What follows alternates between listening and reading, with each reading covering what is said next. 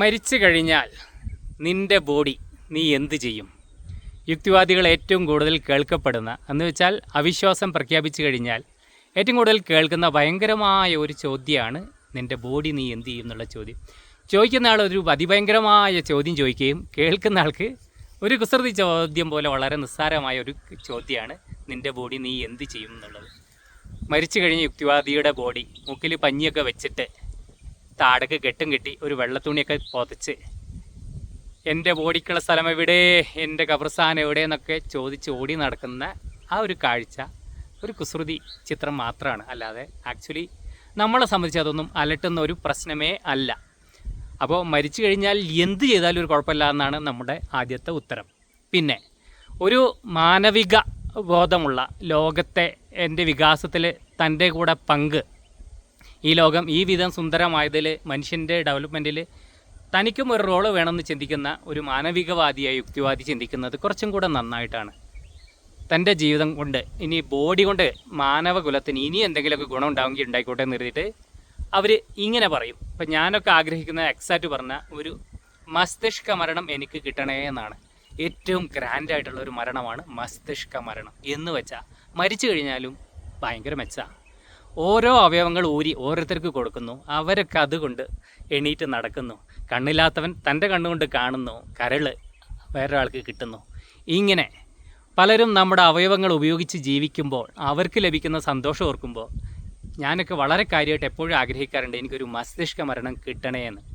അപ്പോൾ ഏറ്റവും first priority മരിച്ചു കഴിഞ്ഞാൽ തൻ്റെ അവയവങ്ങൾ ആർക്കെങ്കിലുമൊക്കെ ഊരി കൊടുക്കാൻ പറ്റുമെങ്കിൽ അത് കൊടുക്കാൻ പറ്റുന്ന ഒരു മരണമായിരിക്കണേ. മരിച്ചു കഴിഞ്ഞാൽ ആദ്യം അത് ചെയ്യണം എന്നാണ് എൻ്റെയൊക്കെ ആഗ്രഹം. രണ്ടാമത്തെ ആഗ്രഹം, മരിച്ചു കഴിഞ്ഞിട്ടുള്ള ബോഡി വേസ്റ്റ് അത് അനുയോജ്യമാണെങ്കിൽ, ആവശ്യമുണ്ടെങ്കിൽ, ഇപ്പോഴത്തെ സാഹചര്യത്തിൽ മെഡിക്കൽ കോളേജുകൾക്ക് അത് ആവശ്യമാണ്, വൈദ്യ വിദ്യാർത്ഥികൾക്ക് അത് വേണം. അപ്പോൾ മെഡിക്കൽ കോളേജിന് ബോഡി നൽകണം എന്നാണ് നമ്മുടെ രണ്ടാമത്തെ ആഗ്രഹം. ഒന്നാമത്തത് അവയവദാനം, രണ്ടാമത്തത് മെഡിക്കൽ കോളേജിലെ വിദ്യാർത്ഥികൾക്ക് പഠനത്തിന് ബോഡി. ഇത് രണ്ടുമാണ് നമ്മുടെ ആഗ്രഹം. ഇത് രണ്ടും സാധിക്കാതെ വരാനിടയുള്ള ചില സാഹചര്യങ്ങൾ ഉണ്ടാവാം. കാരണം മരണം നമ്മൾ ആഗ്രഹിക്കുന്ന പോലെയൊന്നും സംഭവിച്ചൊന്നും വരില്ല. എന്ന് വെച്ചാൽ നമ്മുടെ ബോഡി ചിലപ്പോൾ വളരെയധികം അഴുകിയെന്ന് വരാം, പോസ്റ്റ്മോർട്ടം ചെയ്ത് മോശമായി എന്ന് വരാം. അപ്പോൾ മെഡിക്കൽ കോളേജിനും ആവശ്യമില്ലാത്ത രീതിയിൽ വന്ന ഇത് എക്സാക്റ്റ് ഒരു ബോഡി വേസ്റ്റ് തന്നെ. സ്വന്തം ബോഡി വേസ്റ്റിനെ കുറിച്ച് ഞാൻ കാണുന്നത് ഇത്രയേ ഉള്ളൂ. നമ്മൾ ഡെയിലി ടോയ്ലറ്റിൽ കൊണ്ടുപോയി കളയുന്ന നമ്മുടെ ടോയ്ലറ്റ് വേസ്റ്റ് പോലെ തീർത്തും ഉപകാരപ്രദമല്ലാത്ത ഒരു സാധനം മാത്രമാണ് നമ്മുടെ ബോഡി വേസ്റ്റും. അത് മറ്റുള്ളവർക്ക് ദോഷകരമല്ലാത്ത രീതിയിൽ ഡിസ്പോസ് ചെയ്യുക എന്നുള്ളത് തുടർന്ന് ജീവിക്കുന്നവരുടെ ഒരു ബാധ്യതയാണ്. അപ്പോൾ കത്തിച്ച് കളയുന്നത് നല്ലൊരു മാർഗ്ഗമാണ്. പിന്നെ കുഴിച്ചിടുന്നതിൽ കുഴപ്പമൊന്നുമില്ല. പിന്നെ നമ്മുടെ നാട്ടിലെ ഇപ്പോഴത്തെ സാഹചര്യത്തിൽ സാധിക്കാത്തത് കൊണ്ട് അത് പറയുന്നില്ല. ഇല്ലെങ്കിൽ ഞാൻ പറയുന്നത് അരിഞ്ഞ് പീസായിട്ട് വന്യമൃഗങ്ങൾക്ക് ഇട്ട് കൊടുക്കണേ എന്നാണ്. അത് സാധിക്കാത്തത് കൊണ്ട് ഇനിയിപ്പോൾ അത് ചെയ്യേണ്ട. കാരണം അത് സാമൂഹികമായി അത്ര പ്രാക്ടിക്കൽ അല്ല.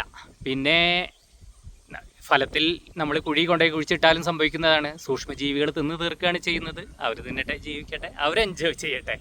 അപ്പോൾ ഞാനിതൊക്കെ പറയാനുണ്ടായ കാരണം സെയ്ദ് മുഹമ്മദ് ആനക്കയത്തിൻ്റെ മരണവുമായിട്ട് ബന്ധപ്പെട്ടിട്ടാണ്. അദ്ദേഹം ഒരാഴ്ച മുമ്പ് മരണപ്പെട്ടു. അദ്ദേഹം ജീവിതത്തിൽ ഒരു കാലത്തും എന്ന് വെച്ചാൽ ഏകദേശം 50 വർഷത്തോളം കാലം തീർത്തും മതരഹിതനായിട്ടാണ് ജീവിച്ചത്. ഒരു രീതിയിലും ഒരു മതപ്രസ്ഥാനവുമായിട്ടും അയാൾ കോംപ്രമൈസ് ചെയ്തില്ല. പള്ളിയായിട്ട് ഒരടുപ്പും അയാൾ ഉണ്ടായിട്ടില്ല. ആരോഗ്യവും ബുദ്ധിയുള്ള ഒരു കാലത്തും അയാൾ മതവും പള്ളിയായിട്ട് ബന്ധപ്പെട്ട് എന്നും കലഹിച്ചിട്ടേ ഉള്ളൂ. നിരന്തരം മതവിരുദ്ധ ലേഖനങ്ങൾ ഒരുപാട് വർഷങ്ങളോളം അദ്ദേഹം എഴുതി. എന്ന് വെച്ചാൽ ഒരു 30 വർഷത്തിൽ കൂടുതൽ കാലം അദ്ദേഹം ഇസ്ലാം മതവിരുദ്ധ ലേഖനങ്ങൾ എഴുതി. അതും ഇസ്ലാമിനെ ആഭ്യന്തര ശത്രുക്കളായി കാണുന്ന കേസരി പോലെയുള്ള സംഘപരിവാർ മാഗസിനുകളിൽ പോലും ലേഖനം എഴുതിയ ഒരാളാണ് സെയ്ദ് മുഹമ്മദ് ആനക്കയം. അദ്ദേഹം എന്നോട് അതിനെക്കുറിച്ച് പറഞ്ഞത് ശത്രുവിൻ്റെ ശത്രുമിത്രം എന്ന് വെച്ചാൽ ആരെങ്കിലുമൊക്കെ പ്രസിദ്ധീകരിക്കട്ടെ, സംഗതി നാട്ടുകാർ വായിക്കട്ടെ എന്നാണ് അയാൾ അതേക്കുറിച്ച് പറഞ്ഞത്.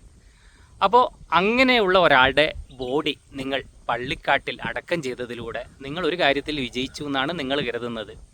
ജീവിതത്തിൽ ഒരിക്കലും ഞങ്ങൾക്ക് അയാളെ തോൽപ്പിക്കാൻ പറ്റില്ല. മരിച്ചു കഴിഞ്ഞപ്പോൾ ബോഡീൻ്റെ മുകളിലെങ്കിലും ഞങ്ങൾക്ക് അദ്ദേഹത്തെ തോൽപ്പിക്കാൻ പറ്റിയെന്നാണ് നിങ്ങൾ കരുതുന്നതെങ്കിൽ നിങ്ങൾക്ക് തെറ്റി. കാരണം ഒരു വ്യക്തി എന്ന് പറയുന്നത് അദ്ദേഹം ജീവിച്ചിരുന്ന സമയത്ത് അയാൾ ഓജസ്സും ഊർജവും സംസാരവും പ്രവൃത്തിയുമുള്ള ബുദ്ധിയും ഒക്കെ ഉണ്ടായിരുന്ന കാലത്തെ വ്യക്തി ഏതാണോ അദ്ദേഹമാണ് ആ വ്യക്തി.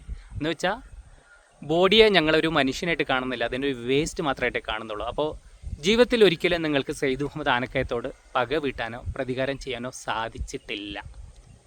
ഈ ബോഡി മെഡിക്കൽ കോളേജിന് കൊടുക്കണമെന്നുള്ള അദ്ദേഹത്തിൻ്റെ ആഗ്രഹത്തെ നിങ്ങൾ തോൽപ്പിച്ചത് അദ്ദേഹം അറിഞ്ഞിട്ടേ ഇല്ല. അദ്ദേഹം അറിയാനുള്ള സമയം കഴിഞ്ഞു പോയി. പിന്നെ ഇനി നിങ്ങൾക്ക് അദ്ദേഹത്തെ തോൽപ്പിക്കാൻ പറ്റിയിട്ടില്ല, ഇക്കാര്യത്തിലും പറ്റിയിട്ടില്ല. കാരണം അദ്ദേഹം അത് അറിഞ്ഞിട്ടില്ല. എന്തായാലും സമൂഹത്തിന് ഗുണകരമാകാവുന്ന ഒരു സംഗതിയെ നിങ്ങൾ തോൽപ്പിച്ചു, അത്രയേ അതിൽ പറയാനുള്ളൂ. സാമൂഹ്യ മുന്നേറ്റത്തിന് അല്ലെങ്കിലും ഇസ്ലാം സംഭാവനയൊന്നും സമർപ്പിക്കാറില്ല, എന്നാൽ എല്ലാ ആനുകൂല്യങ്ങളും കൈപ്പറ്റാറുണ്ടെന്നും മാത്രം. അങ്ങനെയാണല്ലോ. ഇപ്പോൾ അങ്ങോട്ട് കൊടുക്കാം, അവയവങ്ങളൊക്കെ അങ്ങോട്ട് കൊടുത്തുകൂടാ, ഇങ്ങോട്ട് മേടിക്കാമെന്നാണ് ഒരു പ്രശസ്തനായ മൗലവി പ്രസംഗിച്ച് കേട്ടത്. എന്ന് വെച്ചാൽ സാമൂഹ്യ മുന്നേറ്റത്തിന് അല്ലെങ്കിൽ വൈദ്യശാസ്ത്രത്തിൻ്റെ മുന്നേറ്റത്തിന് നമ്മുടെ ഭാഗത്തു നിന്നൊന്നും കൊടുക്കില്ല. പക്ഷേ ഞങ്ങളെല്ലാ സുഖ സൗകര്യങ്ങളും അനുഭവിച്ച് ഏറ്റവും ആധുനികമായ ആശുപത്രിയിൽ ചികിത്സ നേടി പറ്റാവുന്നിടത്തോളം ലൈഫിൻ്റെ ദൈർഘ്യം വർദ്ധിപ്പിക്കാൻ ഞങ്ങൾക്ക് പ്രശ്നമൊന്നുമില്ല. ഞങ്ങൾ മരുന്നൊക്കെ കഴിക്കും, പ്രാർത്ഥിച്ചും ഫാത്തിഹ ഓതിയും ഒക്കെ പറച്ചിൽ പറയുമെങ്കിലും ചികിത്സയ്ക്ക് ഞങ്ങൾ ആശുപത്രിയിൽ തന്നെ പോകും. എന്ന് വെച്ചാൽ ഞങ്ങളും ഭൗതികവാദികളാണെന്നാണ് നിങ്ങൾ പറയുന്നത്.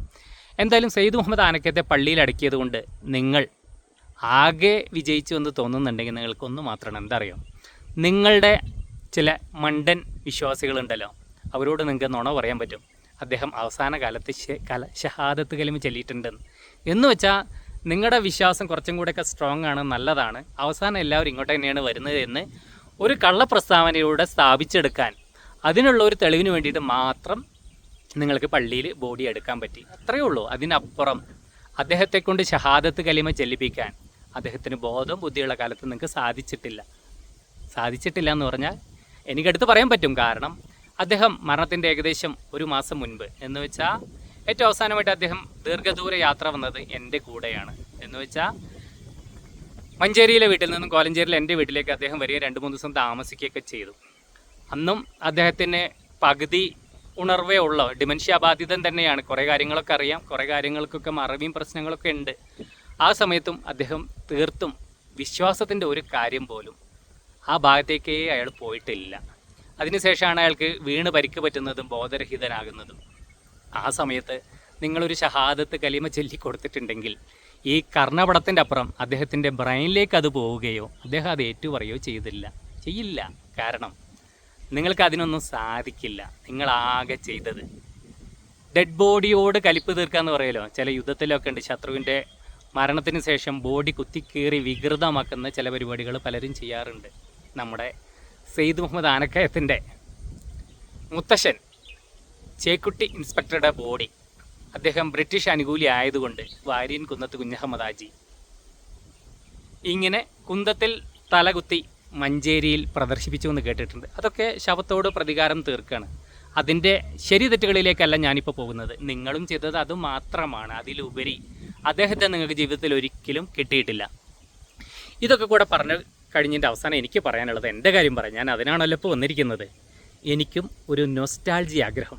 എന്ന് വെച്ചാൽ എൻ്റെ ബോഡി എന്ത് ചെയ്യണം എന്നുള്ളതിനെ സംബന്ധിച്ച് വളരെ കൃത്യമായ നിർദ്ദേശം ഞാൻ എൻ്റെ പങ്കാളിക്കും എൻ്റെ മകൾക്കും പിന്നെ എൻ്റെ സുഹൃത്തുക്കൾക്കൊക്കെ നൽകിയിട്ടുണ്ട്. വേറൊന്നുമില്ല, ഇതുവരെ പറഞ്ഞത് തന്നെ. മസ്തിഷ്ക മരണം എങ്ങാനും ലഭിച്ചാൽ, ഗ്രാൻഡ് മരണം ലഭിച്ചാൽ അവയവങ്ങൾ ഓരോന്നോരോന്നായിട്ട് എടുത്തു കൊടുക്കുക.